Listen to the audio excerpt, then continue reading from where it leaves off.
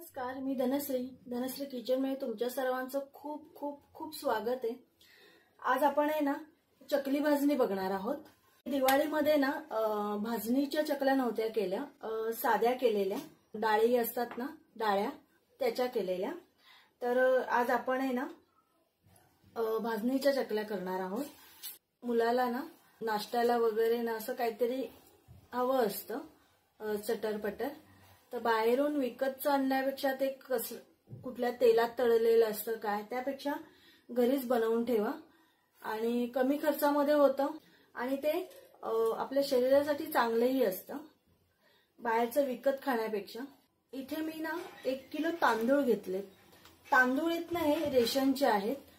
शक्यतो म्हणजे जर तुमच्याकडे रेशनचे तांदूळ येत नसतील तर तुम्ही कोणाकडनं तरी, आपले फ्रेंड्स वगैरे असतात त्यांच्याकडनं वगैरे घेऊ शकता, पण रेशनच्या तांदळाच्या चकल्याना अप्रतिम होतात। त्यामुळे मी इथे ना 1 किलो रेशनचा तांदूळ घेतला। हा मी ना काल स्वच्छ चांगला 3-4 पाण्यामध्ये धुतला होता। आधी त्याला साफ केला, मग 3-4 पाण्यात चांगला धुतला आणि आपली ओढणी वगैरे कॉटनची असते ना किंवा कॉटनचं फडकं, त्याच्यावर आहे ना छान त्याला ना सुकवून घेतलाय। म्हणजे पूर्ण सुकवून घ्यायचा, असा दमट वगैरे अजिबात, जसं आपण उन्हाळ्यासाठी ठेवतो ना असा तसा अजिबात नाही ठेवायचा। फक्त उन्हात नाही हे करायचा, घरातच फॅन खाली त्याला 3-4 तास आहे ना छान तो सुकतो लगेच, पण ठेवायचा त्याला 3-4 तास असा सुकवत। असा घेतलेला आहे धुवून।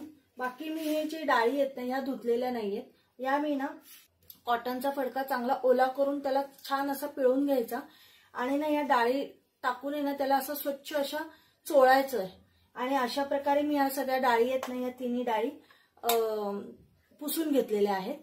तर 1 किलो तांदळाला इथे अर्धा किलो चण्याची डाळ घेतली आहे, 1/2 किलो उडदाची डाळ आणि 1/2 किलो मुगाची डाळ, 50 ग्रॅम पोहे घेतलेत आणि 50 ग्रॅम साबुदाणे घेतलेत। हे अशा प्रकारे जे मी वजनी प्रमाण सांगितले ना ते परफेक्ट आहे। अशाच प्रमाणाने तुम्ही भाजणी करू शकता। आता आपण हे सगळं ना भाजून घेणार आहोत। मी इथे कढई घेतली आहे। आधी आपण तांदूळ भाजून घेऊया। तांदळाचा रंग वगैरे आपल्याला चेंज करायचा नाहीये, पण आहे ना छान भाजून घ्यायचे। एक 3-4 मिनिटं लागतात भाजायला। इथे मला ना 3-4 मिनिटं झालेली आहेत, बघू शकता। तांदूळ ना छान भाजले गेलेले आहेत, हे बघा। आता इथे आपण आहे ना तांदूळ काढून घेऊया। हे ना असं छान पसरवून ठेवायचं, पंख्याखाली ना हे गार करून घ्यायचंय। आणि आता आपण चणा डाळ टाकूया। चणा डाळ पण छान भाजून घ्यायची। गॅस फास्ट ठेवून आहे ना सारखं ना हे असं हलवत राहायचंय, म्हणजे डाळ सगळीकडनं भाजली जाते। इथे ना डाळ छान खरपूस भाजली गेलेली आहे, बघू शकता। आता ही पण आपण काढून घेऊया। आता आपण एक मुगाची डाळ टाकून घेऊया।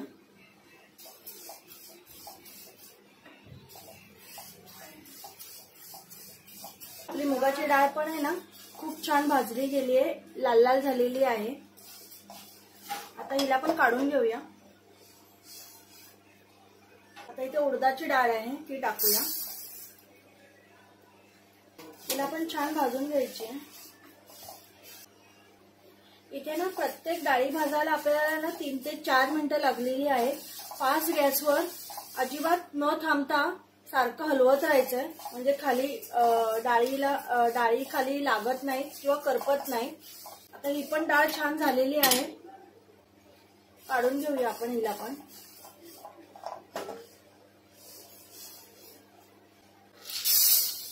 साबुदाणे आणि पोहे मी एकदम टाकते, कारण हे कमी क्वांटिटी मध्ये पण आहे आणि साबुदाणे जास्त भाजायचे नाहीयेत आणि पोह्याला जास्त वेळ लागत नाही।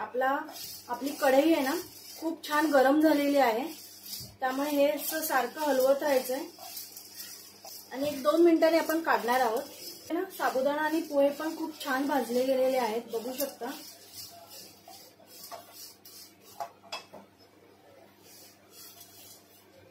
इथे मी गॅस आहे ना बंद करणार आहे, कारण आपली कढई ना खूप गरम आहे। आणि 4 चमचे धणे घेतलेले, 1 चमचा जिरा, 1 चमचा बडीशोप घेतली आणि 1 चमचा ओवा घेतलाय.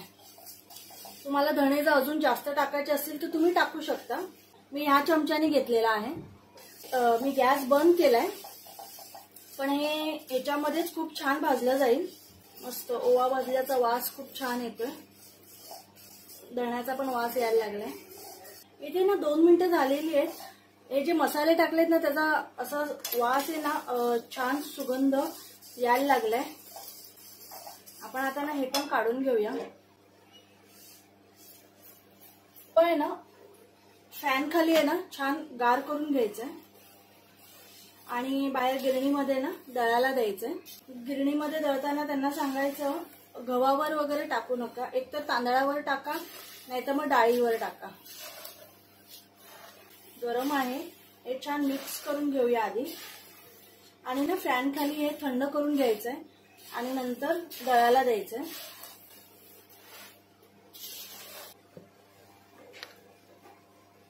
हे बघा आपली चकली भाजणी रेडी आहे, दळून आणलेली आहे. आता आपण चकलीसाठी उकड काढून घेऊया.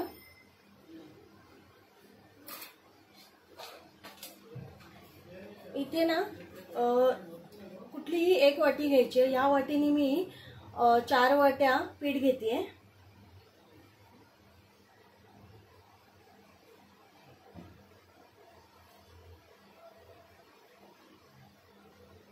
हे बघा 4 वाट्या आपण पीठ घेतलेलं आहे. 5 वाटीनी पाणी पण घ्यायचंय. 4 वाट्या पिठाला 4 वाटी पाणी घ्यायचंय.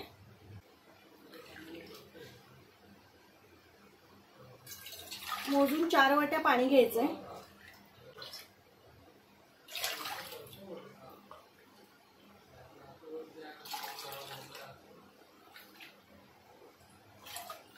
पाण्याला ना उकळ आणून घेऊया. पाण्याला उकळ येते तोपर्यंत आपण इथे ना मसाले टाकून घेऊया. 1-1.5 चमचा हळद टाकते मी. आपण ह्याच्यामध्ये जिरं आणि धणे टाकलेलं आहे पावडर, त्यामुळे इथे आपण आहे ना अगदी थोडीशी टाकून घेऊया. हे बघा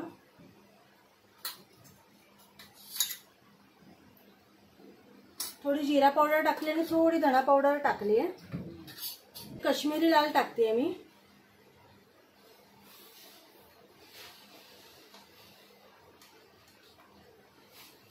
अडीच चमचे मी काश्मीरी लाल टाकली आहे. तिखट तुमच्या आवडीनुसार टाका आणि हे घरचं तिखट आहे. चमचा बघा माझा एकदम छोटा आहे, हे मी 3 चमचे टाकते. आणि इथे ना चवीनुसार मीठ टाकायचंय.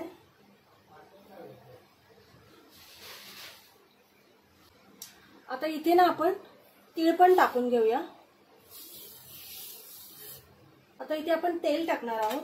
पोहे वगैरे खातो ना तो चमचा घेतलाय मी. इथे 4 वाट्या पीठ टाकले, 4 वाट्या पाणी आहे, तर तेल पण आपण हे 4 चमचेच घेणार आहोत. पण तेल ह्याच्यात आहे ना डायरेक्ट टाकायचं नाहीये. हे बघा मी इथे फोडणी पात्र घेतलंय, मोजून 4 चमचे घ्यायचे.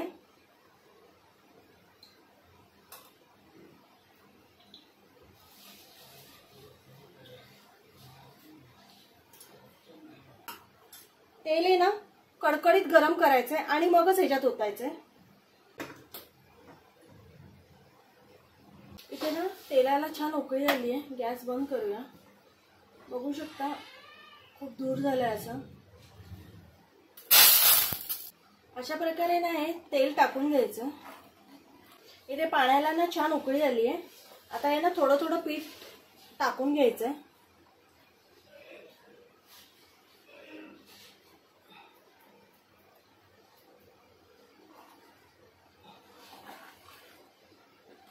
पीठ टाकलं की लगेच आधी मिक्स करून घ्यायचंय.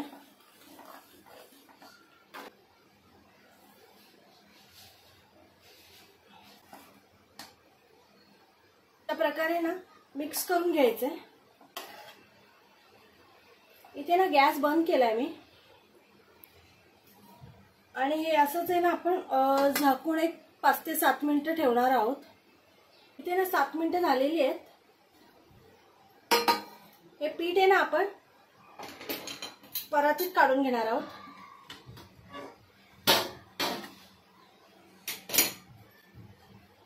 हे गरम असतानाच आहे ना छान मर्दून घ्यायचंय, म्हणजे आपल्या चकल्या पण आहेत ना खूप छान होतात. गरम गरमच मर्दून घ्यायचंय. गरम गरम असतानाच आहे ना असं एखादं भांडं वगैरे घ्यायचं, पेला वगैरे घ्यायचा आणि त्याच्याने ना असं छान मर्दून घ्यायचंय. पूर्ण त्याला एकजीव करायचंय. इथे ना पेल्याने छान मर्दून घेतलंय. आता काय करायचं, हे काढायचंय सगळं आणि ना हाताने छान मर्दून घ्यायचंय. पीठ गरम आहे.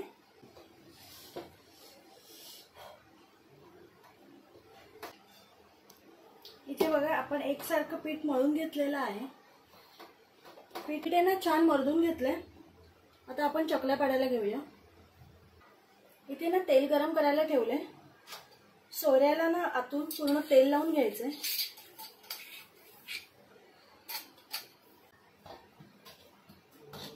एक गोळा घ्यायचा आहे, तो छान मर्दून घ्यायचा आहे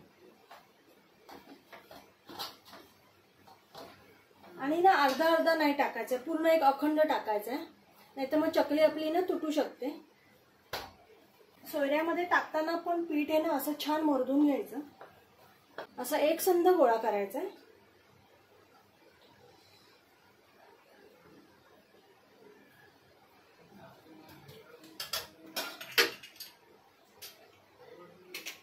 हे बघा अशा चकल्या पाडून घ्यायच्या आहेत.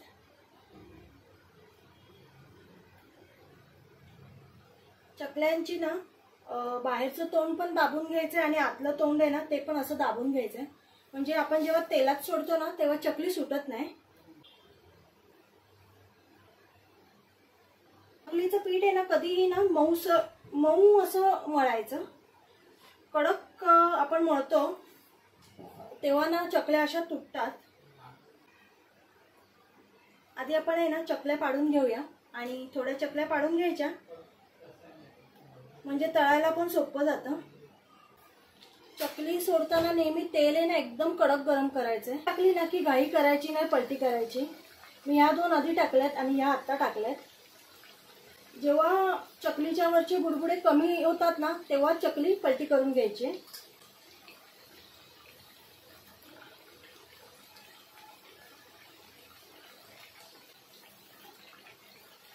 इथे ना चकलीच्या वरचे बुडबुडे कमी झालेत. चकली ना छान तळली गेली आहे. आता आपण ती काढून घेऊया.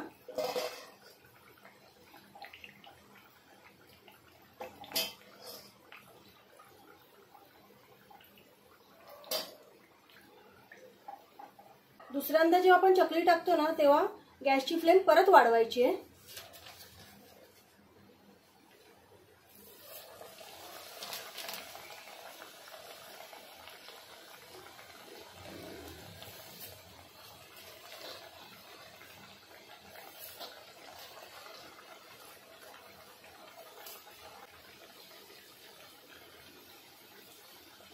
चकल्या एकावर एक गेल्यात त्यामुळे मी फक्त त्या सुट्या करून घेते. बघा बुडबुडे कमी झालेले आहेत. आता ही चकली पलटी करून घ्यायची आहे. चकलीच्या वरचे बुडबुडे एकदम कमी झालेले आहे. आता आपण चकली काढून घेऊया. या छोट्या छोट्या ट्रिक्स फॉलो केल्या ना की आपली चकली ना खूप छान होते. अशा प्रकारे आहेत ना या मी सगळ्या करून घेते चकल्या. हे बघा अशा प्रकारे आपल्या सगळ्या चकल्या करून झालेल्या आहेत. खूप छान झाल्यात. चवीला पण खूप छान झाल्या, मस्त झाल्यात एकदम.